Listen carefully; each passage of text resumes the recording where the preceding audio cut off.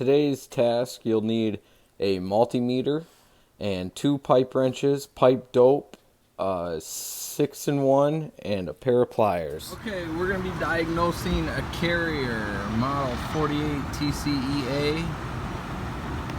And we're going to be diagnosing it's not heating, it's not firing. So what you're going to want to do is you're first going to want to take off this panel here. It's held on by 3 screws. Some carrier models will have another screw on either side. Once you got this panel off, then you can see in your status code description for control board, if you look right in there, you'll see a red light, and if it's on and off, it'll tell you all the different things. Our code was 5 flashes. We had an ignition lockout fault, and I determined that the gas valve is getting power, but it's not opening up.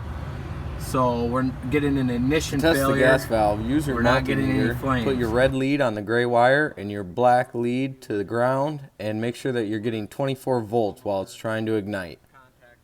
Everything else seems to be working fine in this. It just seems like we can't get any gas flowing through this gas valve. So we're going to go ahead and change out that gas valve, and I'll show you guys the process we go through to do that.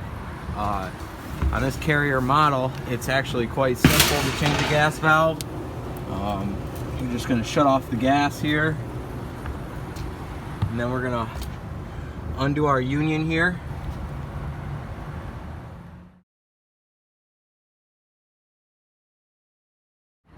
Once you have your union disconnected down here, you can go ahead and just unscrew your gas line going in to your gas valve. Now you're going to want to take your 5/16 nut runner, move this cover, and then go ahead and disconnect the wires to your gas valve. Take a picture if you need to remember the placement of the wires. It's pretty easy. Brown on the left, gray on the right. It's just a 2-wire setup here. Once you're to this point, you're going to want to go ahead and undo your gas valve. In order to do that, though, you're going to need to get this panel out of your way. It slides in. It's held down by a 5/16 screw. With the panel out of our way, we can go ahead and start taking this gas valve out. So in this case, this gas valve is stuck on there. I'm having a hard time getting it off, so I'm going to need to get some more leverage on it. The way you're going to want to do that is there's 1 5/16 there and 1 5/16 right there, and you're going to want to loosen those up so you can pull out your burners here.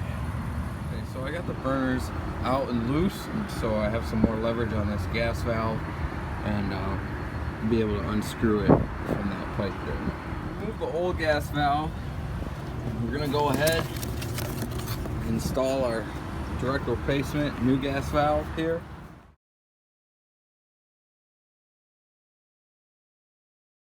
You're just going to want to pop out these plastic caps and put some fresh pipe dope on your pipes there, and put the new gas valve in just like the old one came out.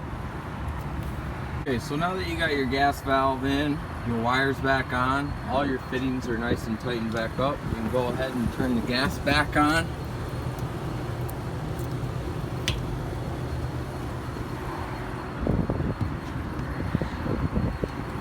Go ahead and turn the unit on. Turn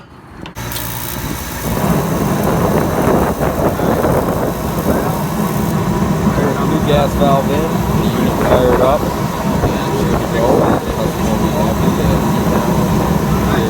Unit. Thanks for watching.